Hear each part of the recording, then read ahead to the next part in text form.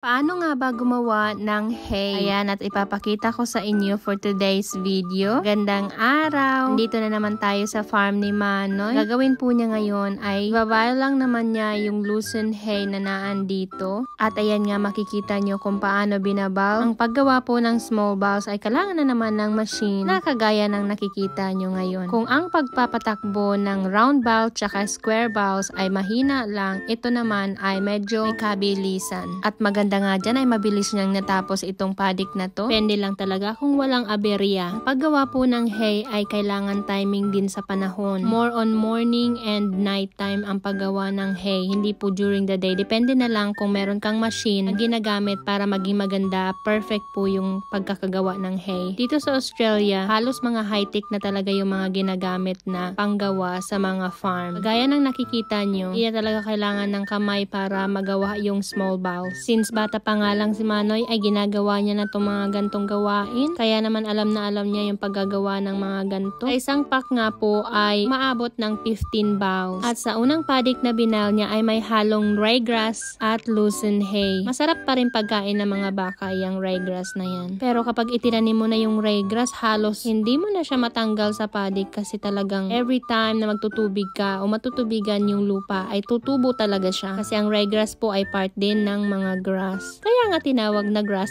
Char. At napunta na nga siya dito sa isang paddock. Naabutan ko nga, nabayal na niya halos yung iba. Mas maganda talaga makapal yung pagtubo nila kasi pag manipis lang ay konti lang naman nabayal na nakukuha niya every paddock. Halos sa 3 paddock nga po na ginawa niya ay umabot lang naman ng 650 biles. Hindi nga namin nakalain. Kala namin kaunti lang yung makukuha namin kasi manipis lang po yung pagtubo nila. Last winter nga ay hindi masyadong umulan kaya ganun ang tubo nila, manipis lang. Sa mga nagtatanong nga kung anong itsura ng loosen, ganito po ang itsura ng loosen. Parang mani lang sa atin. Pero hindi po siya binubunot sa lupa. So, talaga nagstay lang siya dyan hanggang 6 to 8 years. Then after niyan, pwede na naman magtanim si Manoy ng loosen. Lupa po dito ay hindi masyadong kagandahan guys sa Pilipinas na volcanic soil.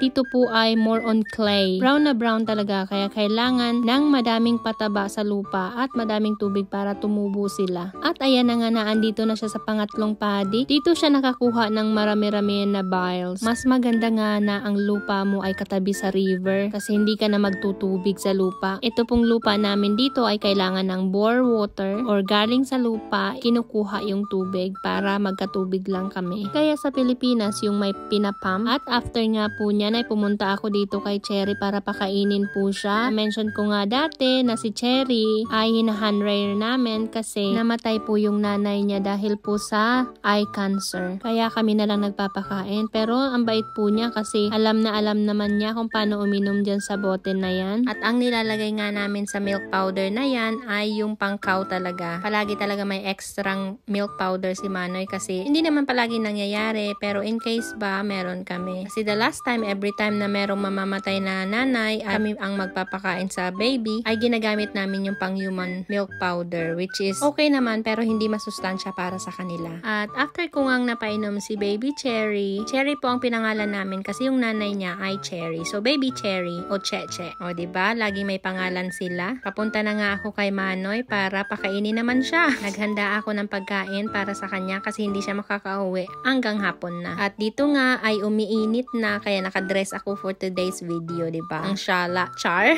Ini-pick up na nga niya yung mga hay para ilagay sa hay shed. At ayan na nga, bigay na natin yung inumin at yung pagkain niya para hindi naman magutom si Manoy. Kahit nga malapit lang yung bahay, ayaw niya talagang umuwi kasi gusto niyang tapusin yung mga ginagawa niya kasi hindi niya pwedeng iwanan sa paddock kasi uulan po kinabukasan yan. Hindi maganda sa hay kapag naulanan, lalong-lalo pa naman yung mga small balls. Ay, nagtatanong pala ako magkano naman ang bintahan sa small balls. Na mention ko na siya dati pero mention ko ulit, ang isa pong small balls ay umaabot ng $14 to $16 yung bintahan ng asawa ko. Depende po yan sa grade. Ay tinatawag na first and second grade. Yung first naman po ay yun na yung parang first class ganon. At bihira lang si Manoy maka-harvest ng first grade. More on second grade siya. Ang presyuhan po na yan depende rin sa panahon. Minsan umaabot din ng $20 per small ball. At ayun nga, at iniwanan ko na si Manoy doon para ipagpatuloy niya yung ginagawa niya at pupunta tayo doon sa mga baka. Bibisitahin natin sila kasi nasa ibang paddock sila doon sa kapitbahay namin. Diyan lang sa may gilid namin. Kaliwa naman, ayan po yung yung mga barley na itinanim ng asawa ko na maha-harvest muna namin before yung mga wheat at oats. Tuwang-tuwa nga sila kasi ang dami nilang grass na nakain at everyday po nilalagyan namin yung tubig yung container na yan kasi nauuhaw sila palagi. Nakisuyo nga yung kapitbahay namin na pwedeng ilagay daw yung mga baka dyan sa gilid ng shearing shed kasi napakadami pong mga grass. So ayan na nga nangyari, niransak na nila. Dito nga yung kahapon na naglagay kami ng tubig ni Pia para naman hindi sila mauhaw. At daylight saving na dito, ang ibig sabihin yan 3 hours ahead na kami sa Pilipinas. Bago nga mag summertime ay may tinatawag na daylight saving. Hindi ko alam kung sa buong Australia o dito lang sa amin sa New South Wales. November to January ay umaabot hanggang 9 PM ang araw bago dumilim. Kaya para sa akin nagugustuhan ko yung daylight saving. Si after work may araw pa rin. Ayaw ko kasing umuwi ng gabi na tapos dilim na, lalo pat madami mga kangaroo sa dinadaanan ko. Ayan nga at ang barley napakaganda talaga, lalo na't punong-puno ng mga seeds, nakikita nyo naman. Meron ngang wild oats tsaka ryegrass na nakahalo dyan. Pero okay lang naman kasi after ma-harvest ni Mano yung mga seeds, pwede niya ang gawain na hay. Ang tinatawag na hay naman yan ay straw. O diba? Ang dami mga pangalan. At andito na nga tayo. Nakauwi na ako sa bahay. Papakita ko lang naman yung mga bulaklak na namumulaklak dito sa labas ng bahay namin. Ang dami ko ang tinanim dyan ng mga flowers at may mga roses pa akong tinanim. Iba't ibang mga kulay nga naman. O diba? Maganda talagang tingnan yung bahay kapag madaming iba't ibang kulay na bulaklak. Apakaganda nyo talaga. Parang kulang na lang ako maging maganda. Ay, char!